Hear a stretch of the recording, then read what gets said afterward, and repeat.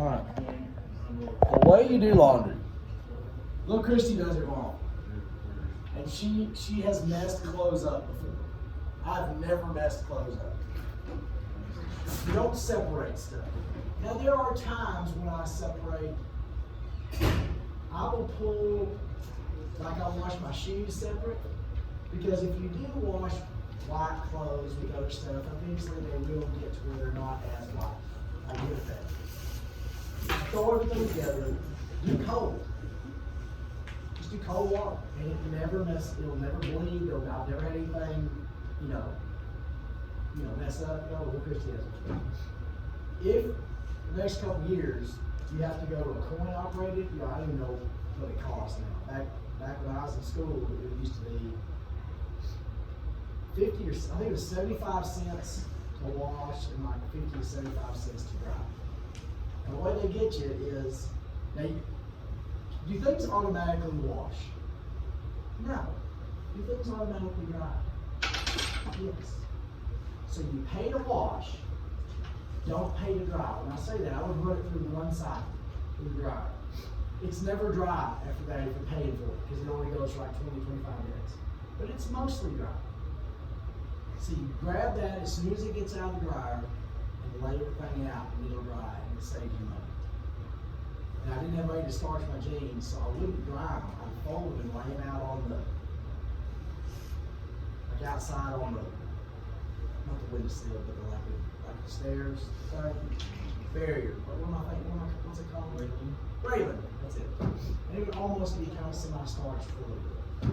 But you want to take your stuff out of the dryer very, very quickly, and don't wad them up like some people in my house. Don't just wad them on top of each other.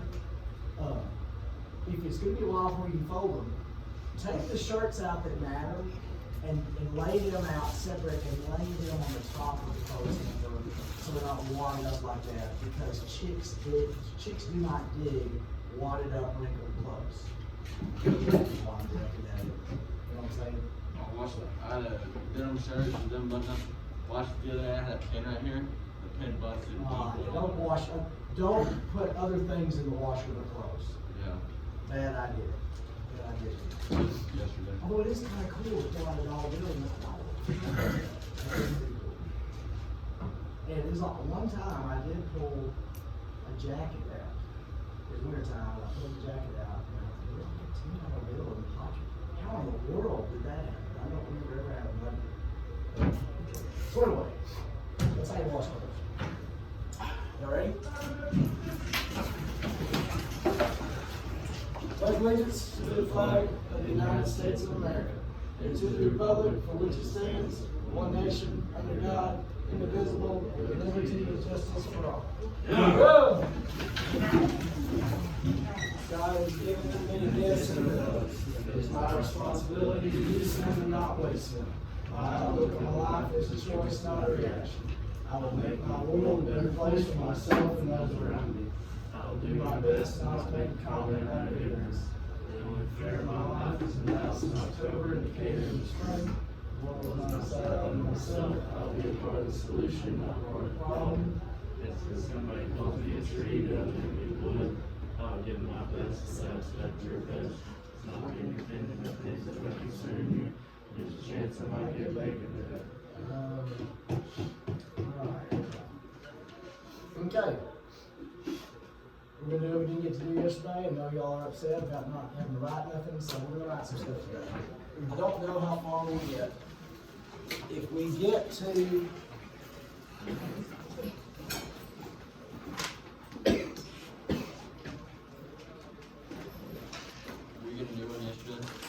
no, it's the one we started a while back. We are going to, I'm going to save, we're going to get through number 10 today. I'm going to save the last ones because we got some little clips to watch about them. Yes. Yes. Do y'all think y'all had on that Wednesday?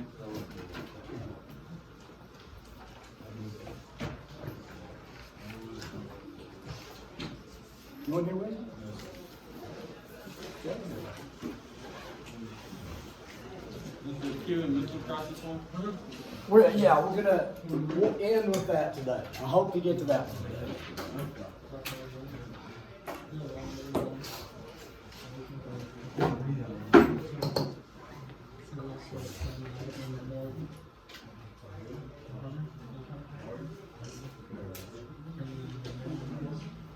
What do you got for this one?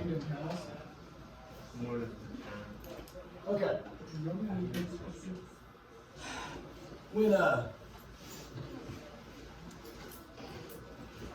When we built a house in between here and Decatur, and we found for $100 it was at Weatherford Trades Days, which used to be a huge deal. It's not anymore. We found somebody had took a mailbox and an axle, and it had the base was a wheel. It's a cool looking wheel. And then they had made, remember the tractor mailbox? They made a tractor out of a mailbox. I mean, it was really, the front wheels were like this. It had a seat and a steering wheel, and you could actually sit on it. And the boys actually said it was the coolest. I loved it. Somebody stole it. From the front of our house. We had a couple acres out here between here and Decatur. And I was so mad. The cops found it. Somebody stole it and dumped it. No, that just tells you, we know they're an idiot because they stole it. Then they dumped it somewhere. You got this cool mailbox. Anyway, we found it was over there by 380. You know where 7 Wires is? Kind of way back by that. And when I got it back, I had 2 ideas I wanted to do. Now, actually, I guess one. I wanted to run like an electric line to it. Well, that tire pulls cement. And then, what I ended up doing was put a chain, dug a little hole, put some cement in it. But I wanted to run like an electric line to it, so the guy grabbed it, but I didn't want a deterrent. I wanted them not to see it. Now, a deterrent would be put a sign, high voltage, and have some, maybe not even, but have some fake wire, run into it. What's a deterrent? Something that goes down. Try to keep somebody from doing something. People sometimes put the security sign out front of their house, protected by, that's a deterrent to keep somebody from trying to break in the house. What in the world? Copy? I don't want any kind of... No, Charlie, did we get new paper yesterday? No. I don't want that. Your copy can be customized. So, John, may I go to the restroom? I guess so. What? Golly, I hate this. So a deterrent is when, like, the State Department or the Defense Department might do something like sanctions. We talked about sanctions before. What are economic sanctions? They reduce, they stop sending you. We boycott buying and selling from a country.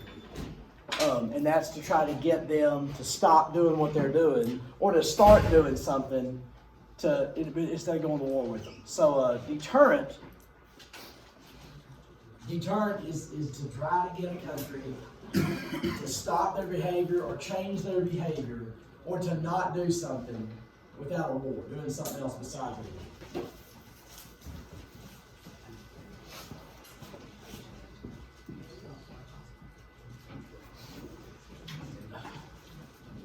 I don't want this. What's next? Marshall Plan. All right, Marshall Plan. I'm going to draw the picture that I had up there the other day.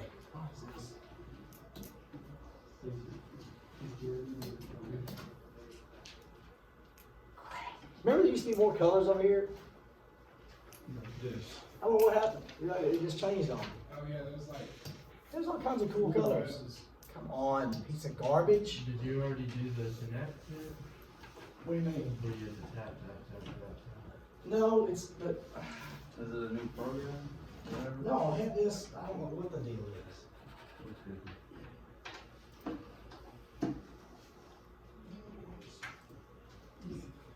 That's good. Marshall Plan was after World War II.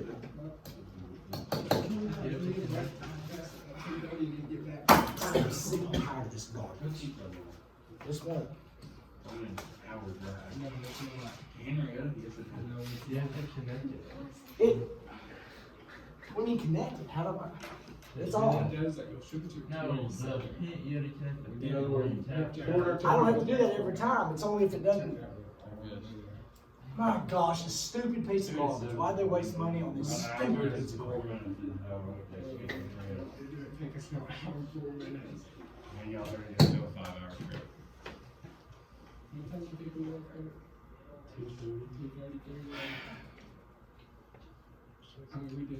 Wonder what happened if this accidentally ended up in a dumpster.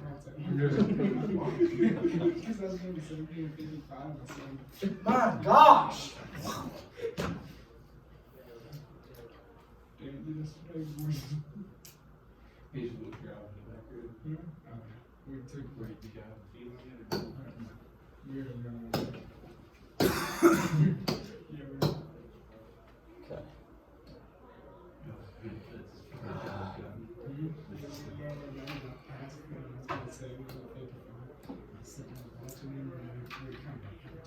Okay.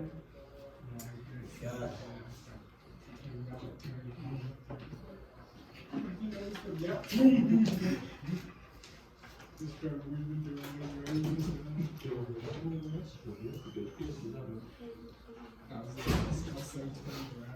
Okay, we got Germany here. We got Berlin, Russia, and we got England, France. Remember we talked about this being communist? This would turn communist. What do we say about England and France and West Germany and this party? These stayed free, but what were they dealing with? Multiple countries. After World War II, England, West, Rebuild. they were destroyed. Yeah. All right? And their economies were fragile, and their cities were destroyed in rubble. You ever seen a picture like England after World War II? I'll show you a picture of London after World War II. You see what I'm talking about.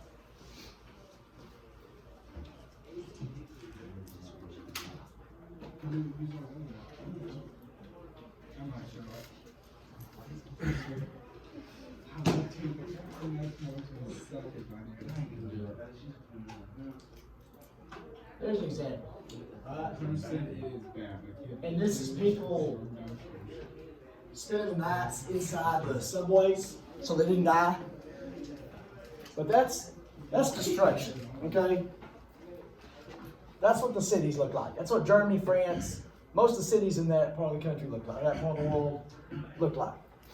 What are they doing in the picture that you clicked on? Yeah, they're sleeping in the subway. That way the bombs don't kill them. It destroyed the buildings, but they were sleeping in the subway. John Marshall was the U.S. Secretary of State. John Marshall was the U.S. Secretary of State. Third time. John Marshall was the U.S. Secretary of State.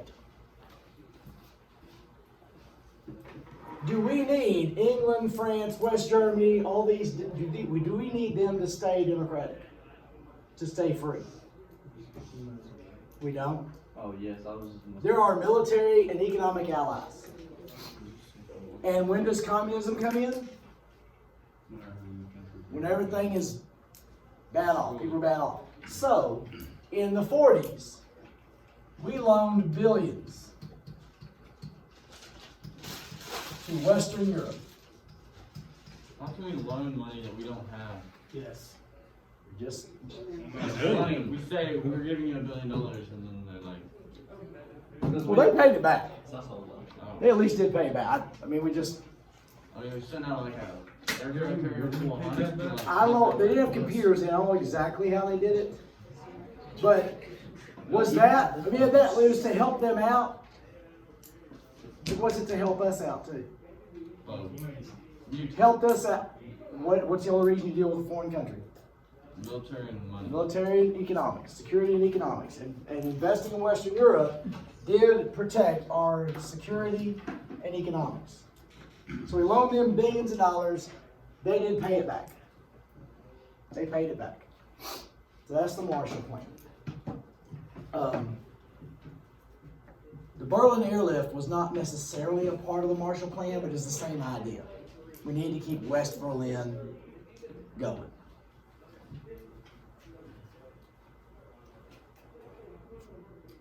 All right, the Cold War. I'm sick of this. We know what the Cold War was. We did not fight the Soviet Union directly.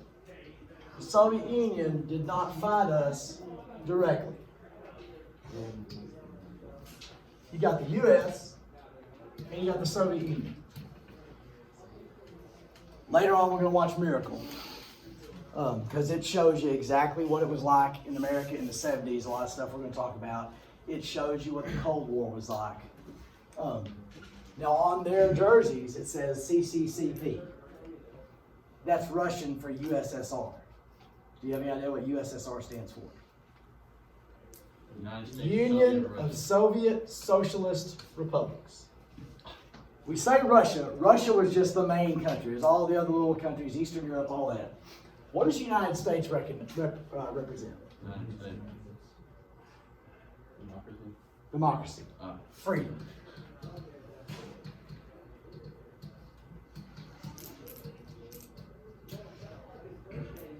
Because it's democracy and freedom. Democracy and freedom, it means opportunity.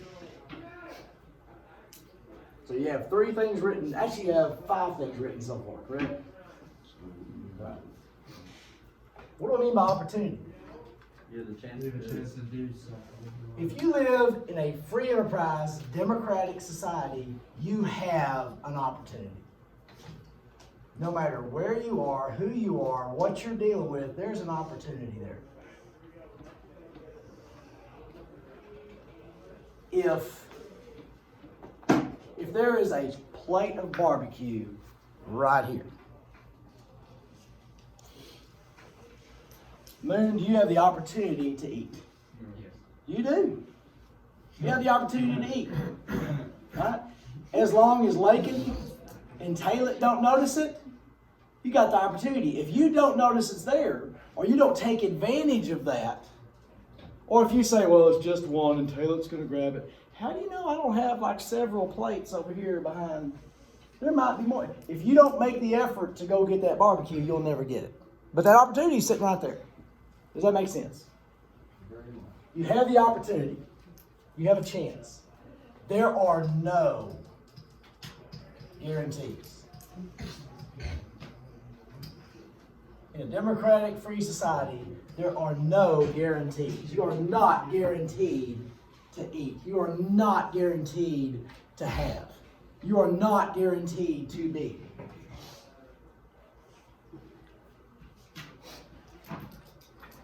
What's good about that?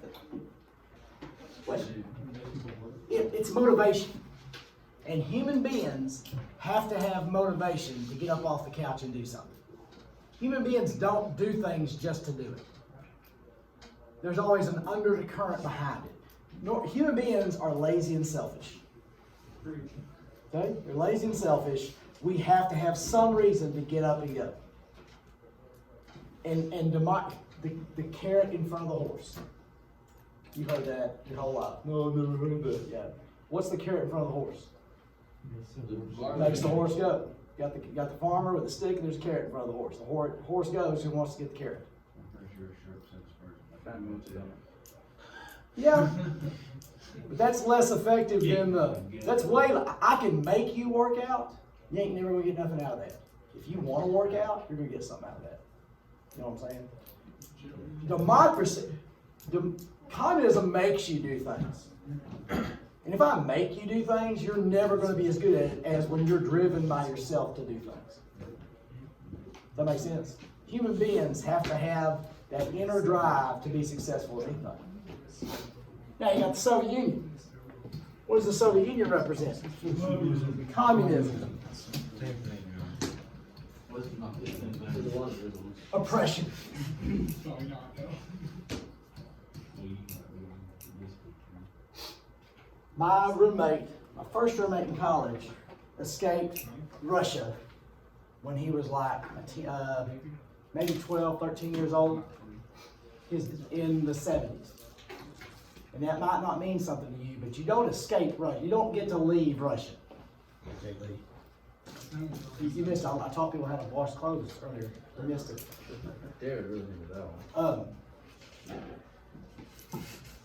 His dad was in the military. His dad got him on a cargo ship, snuck him onto a cargo ship. They came across the ocean in the, in with the stuff. They snuck to the United States. I'm sure his dad died or went to prison or whatever, but had to suffer the consequences. But him and his mom came to the United States. He was 24 years old, and he was going to college to be an engineer. And he could do the math stuff. I did the drawing for his stuff because he couldn't draw, but he could do the math.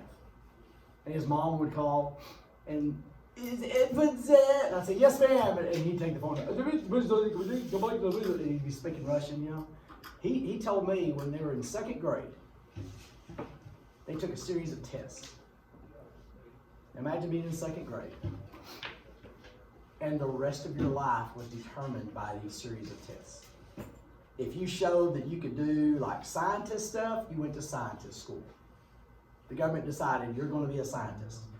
If you showed athletic ability, you went to gymnastics school. If you looked like you were going to be an idiot, you went to push this button, pull this lever, clean this floor school. And the government said, here's what you're going to do. Are you going to, is your society going to benefit from that? How much motivation do people have? The motivation is, I don't want to die. If you bust your tail and try hard in America, is there a chance you can do something? If you bust your tail and try in the Soviet Union, were you going to get anywhere? Didn't matter. Some people just went through the motions. And you did what you had to do, and you got your little portion of whatever you're getting, and you lived what the government said you're going to live. If you had a chance to join the Communist Party, you got extra. But human beings don't operate like this. Does that make sense? There's no reason to try. The only reason to try, you better just follow the mirror. Just go through the motions. There was guarantees. You're guaranteed a job. You're guaranteed some kind of food, if there was any. I know in Cuba in the 90s, maybe even the early 2000s, Castro gave out 20,000 rice steamers for Mother's Day.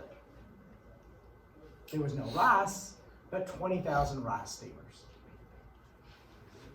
And we'll get to this later, but in the Soviet Union, he also told me there was shoe day. There was a day when all the shoes would get delivered to the store. And you'd show up on shoe day. And you'd buy shoes. They may or may not have your size, because by the time you get there, your size might be gone. But you got shoes. How about that one? Sound awesome? Also, if they ran out of toilet paper, there's no toilet paper. Now, I know we had that, but here, what makes factories produce stuff? Wow. Supply and demand. However much is being sold, they'll produce more. In the Soviet Union, the government says make this many shoes, make this much toilet paper, make this much whatever. It's not based on anything. The government just says, do this. So it doesn't work. Doesn't work at all. There's guarantees, no opportunity. All right? This was the Cold War. You had communism versus democracy. And what do we throw in there?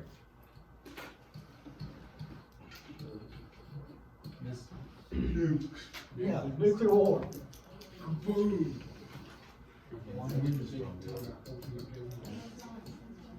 Whatever.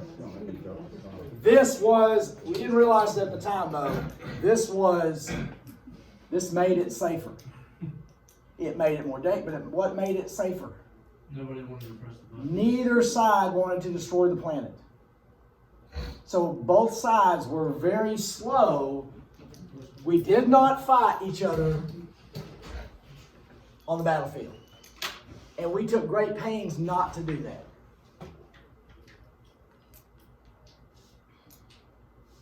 I remember in school, hiding under the desk. Y'all have tornado drills, we had nuclear bomb drills. They didn't call it that, but everybody knew. Second grade, we knew. Y'all know what it was. Your parents might have, no, your grandparents did it for sure. Maybe your parents didn't. Most of y'all's.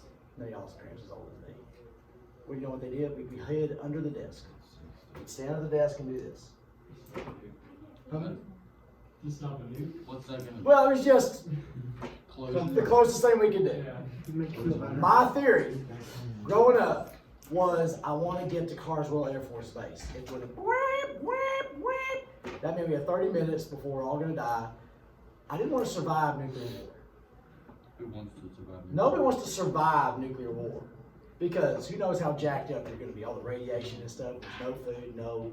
I wanted to go to Carswell Air Force Base, run out on the runway, lay down, paint a target, and I hope the bomb hit me because I wanted to make sure I was gone. Like you But felt that way in second grade? not second grade, but by the time I got to high school, I was like, you know, I don't want to live through this. And it was always there. The threat was always there. After September 11th, everybody was wondering when the next thing is going to be. Everybody was kind of nervous. People were like that about the Cold War, about the threat of nuclear war. So the Cold War was an arms race.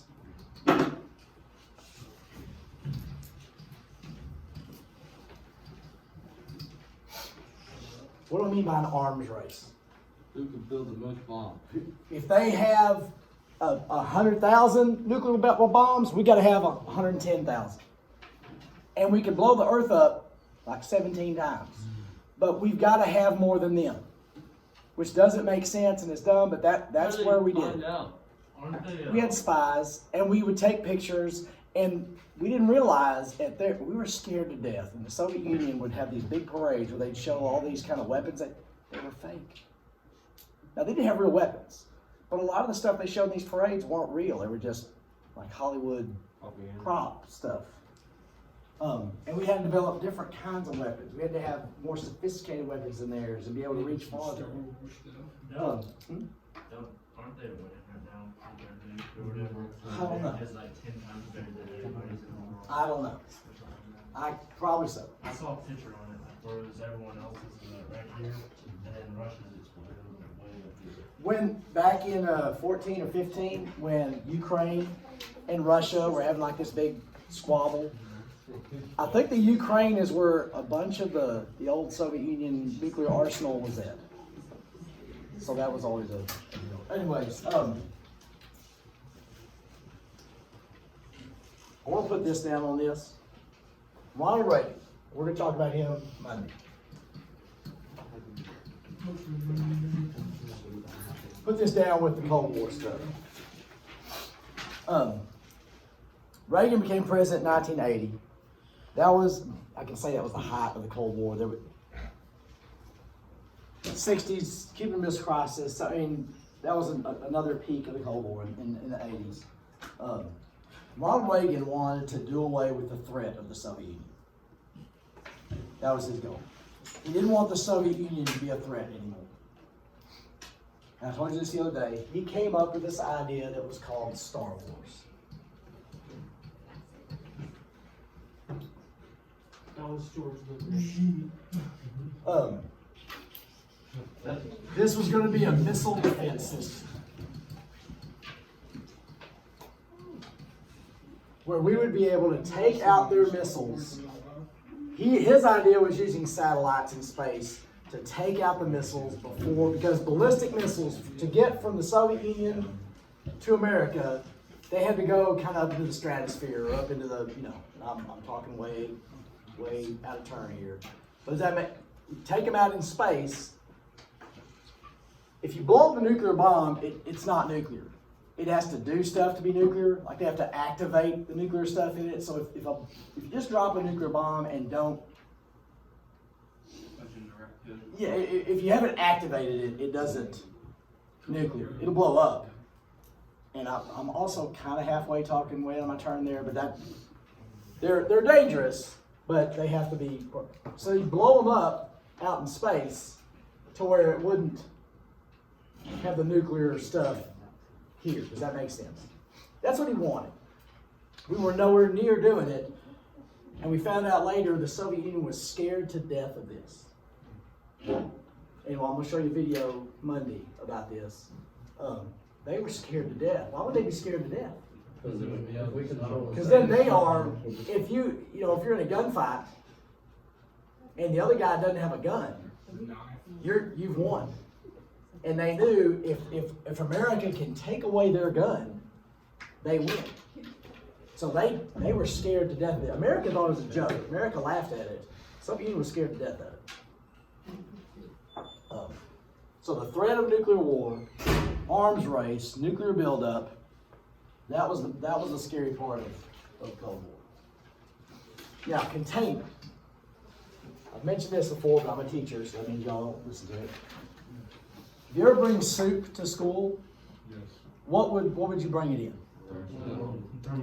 A container. You're right. But what does that thermos do? More importantly, keeps it there. If you have soup, you want to keep it there. You want soup here. You know what I'm saying? So what would our policy of containment be? Keep communism from spreading. We don't want to fight it directly because we don't want nuclear war, but we're going to keep communism from spreading.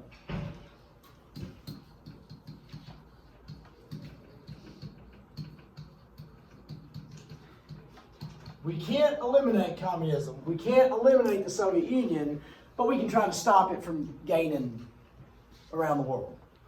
So, Korea and Vietnam. I'm sure I misspelled that. I don't know. Letters are right, but just might be out of order. These were both as a result of our policy of containment. We're going to keep communism from spreading into Korea, into Vietnam. Those were not wars. We didn't declare war. They were called police actions, where we sent troops in. We didn't declare war, but we sent troops in. And we weren't fighting the Korean people. We were fighting the communists, and the Korean people were helping us. Some of the Korean people were fighting for the communists. Same thing in Vietnam.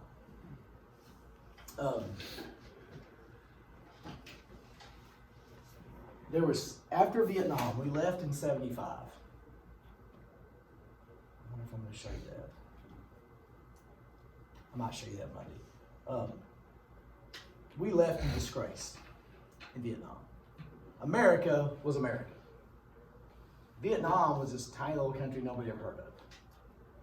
And it was, as a teenager, as a elementary school student, it was embarrassing.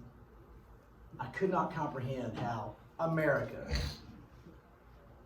was getting beat up by this tiny little country. You know what I mean? Kind of like Bridgeport. Now in reality, Bridgeport is not that much bigger than a town is. School is a little bit bigger. But should Bridgeport, that has like a town and stoplights and places to eat and things to get, should they lose to little bitty pipsqueak Paradise? No, they shouldn't. But they did. But I couldn't comprehend that. It just really is like, wow, how can they beat us? And it was extremely embarrassing the way we left. When we left, I am going to show you this picture. When we left Vietnam, we had been there, our embassy, everybody that needed, the military was getting out. Every other American was told to meet at the embassy on this afternoon. The communists are outside the city. We got to get everybody out. And they used helicopters.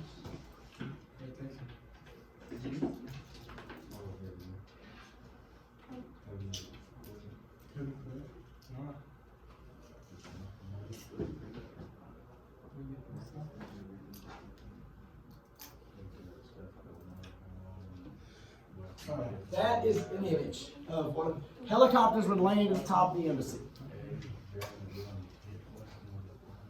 And if I'd been working for the State Department in Saigon for, say, 10 years or so, I would have developed relationships with people from Vietnam. Some of them, a lot of them were helping us, working with us. And if the communists are coming in, what's going to happen to them? They're going to die. So I would tell my friends, hey, look, I'm going to get you out. Meet at the embassy this afternoon, and I'll get you out. So thousands and thousands of people are surrounding the embassy wanting to get out. And helicopters would come. Helicopters don't carry hundreds of people. They carry fives of people, tens of people. And eventually the helicopters stopped coming. And the people, all the Americans got out. Not all the Vietnamese got out. And the communists are coming in. Well, when I was a little kid, the boat people were famous. Because what they would do, the people that were left would get to the coast and find a boat. Sometimes they were boats, sometimes they were just rafts, sometimes they were just, and they'd get them out in the ocean, and they would get in and just float, hoping. Because at least if we get out in the ocean, we got a shot.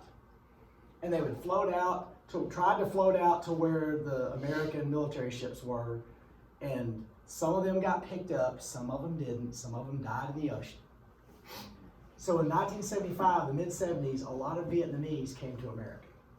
In Houston, there is actually a section of town that's where there's a ton of Vietnamese people because they came to Houston, that's where they stayed. There was a family came to Weatherford, the Wings, came to Weatherford. They had 2 daughters and a son, maybe some more kids, but I knew them. 2 was he was the grade below me. We got to be pals.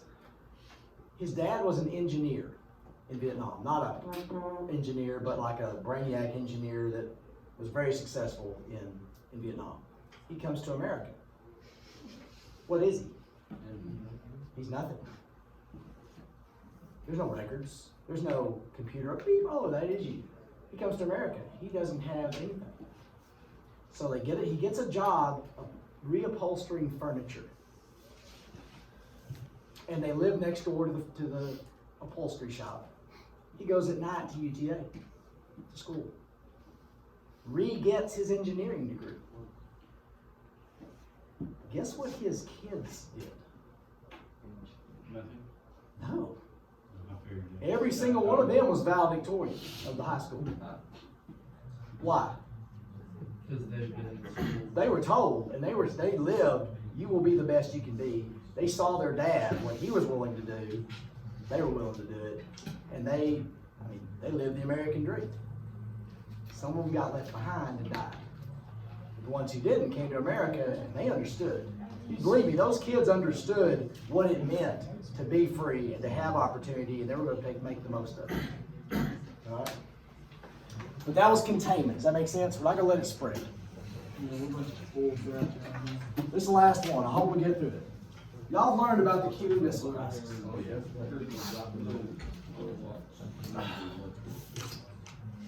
The Cuban Missile Crisis was the most public, closest we ever came to nuclear war. There was other things that were closer, but they weren't public. I told you about the general in Russia that was watching the missiles. Oh, yeah. And he was supposed to tell the general so that they could push the button. He saw the missiles coming, but he did some more research and found out it was the sunlight. Chose not to push the buttons. That much, we were that far away from him pushing the buttons. If they push the buttons, we push the buttons, and then everything's gone. In Turkey, that's a funny country. Turkey's there. Turkey is right here. Turkey is this far away from Moscow. Cuba is this far away from Washington, D.C. Okay? Does that make sense? In the late 50s, early 60s, Turkey let us put missiles in their territory. So we had missiles pointed at Moscow. However, not having many miles away. Okay? same distance as Cuba to Washington, D.C. If you're Russia, if you're the Soviet Union, can you allow that to happen? No, because now they can hit you. The missile technology we had then, you couldn't go from the Soviet Union to America. You could drop bombs from a plane. America could now push a button and they couldn't shoot the planes down. So America had the power. In Cuba, here is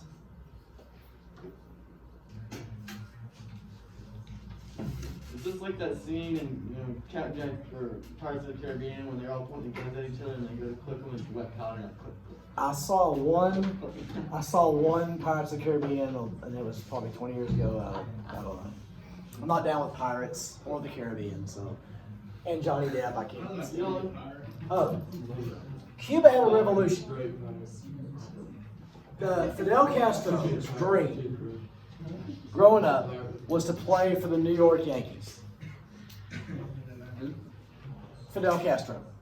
His dream was to play for the New York Yankees. I think in the early to mid 50s, he had a tryout with, I think it was Newark, which was one of their minor league teams, and either he wasn't a good enough pitcher or he couldn't hit a curveball. I don't know which one.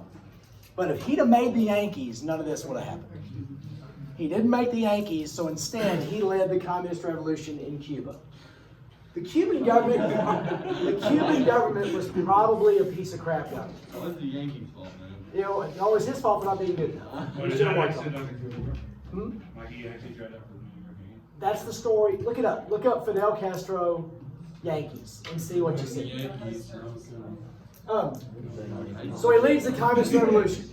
This is Cuba, which is 90 miles away from Florida, the same distance away from Washington, D.C. When he took over Cuba, he wasn't necessarily, he didn't let it out that he was communist. So America was whining and dining him, hoping he's not going to go communist. Soviet Union whining and dining him, he ended up going communist. And Russia made a deal with Cuba, said, let us put missiles on the island of Cuba. And Castro said, okay. Was it true? I tried to find it. It's brought up Pittsburgh. It might have been Pittsburgh. I might have been wrong. I know it was baseball. I know he wanted to play for the Yankees. Maybe he didn't get a chance. But he couldn't make any baseball. So they start building missile sites in Cuba. Meanwhile, there's something called the Bay of Pigs. After he turns Cuba communist, the CIA, and I think it started out without the president knowing about it, and then the president found out about it. The CIA, when it turned communist, a bunch of people from Cuba left and went to Florida. Miami has a huge Cuban population. A lot of it is due to the people leaving Cuba. When those people vote, what do they vote? Republican. They vote conservative every time. Why? They are they are not liberal at all. They're very conservative. And it stems from this. People still will try to float to Florida on stuff just to escape Cuba. Nobody's floating from Florida to Cuba. Nobody's begging to go to Cuba. There's never been anybody, Oswald. Oswald's the one guy I know of that tried to go to the Soviet Union. But there's very few people that want to go to communism. Wait, the guy that shot Kennedy? Yes. There's a whole lot of crap on it. They took, I want to say like 250 Cuban refugees. The CIA trained them. Said, here's what you're going to do. We're going to drop you off the Bay of Pigs. And you're going to start a revolution in Cuba, and we'll be right behind you. And I think Kennedy heard about that. Now, don't write your research paper on what I'm telling you. I'm not lying to you, but it might not be exactly perfect. Okay? Kennedy found out about this and was like, wait a minute, we're not starting a revolution here because I've got to deal, I've got to worry about nuclear, I've got to worry about all this other stuff. So we're not doing this right now. Meanwhile, the CIA took him there and said, good luck, we'll be there. And they all died. And it became public. It was extremely embarrassing for the Kennedy administration. It made America look bad worldwide because you're trying to overthrow a government and you didn't do it right. Meantime, a U-2 spy plane sees these missile sites being built. The missiles aren't there yet. They're being built. And that for 13 days, there's a movie out there called 13 Days. It shows kind of what happened here. The public knew, the world knew what was going on. And was just sitting there watching. What's going to happen? If we attack Cuba and take those missile sites out, what's Russia going to do? Start a war. Because we're starting a war. What was our solution? We take the missiles out of Turkey, you take the missiles out of Cuba. We blockaded Cuba. We put Navy ships out here. Because the missiles were floating across the ocean on Russian ships. We put our Navy out here to just stand in the way. Meanwhile, the missiles are coming. All right, we'll finish this. Come on, away with that. My world history teacher was in college at this time, and she worked for the government in Fort Worth. There were 3 stages, I might get some of this wrong, there were 3 stages of preparedness for nuclear war with her office. One was you got a phone call and you needed to be ready to go. Second was you meet at Farrington Field in the parking lot and a bus will come, go meet there. Third was the bus picks you up to take you somewhere. The bus is there, missiles are in the air. They were in the parking lot waiting during this time. When the missiles were coming, they were waiting in the parking lot. Y'all have a good day. Good weekend. Yeah.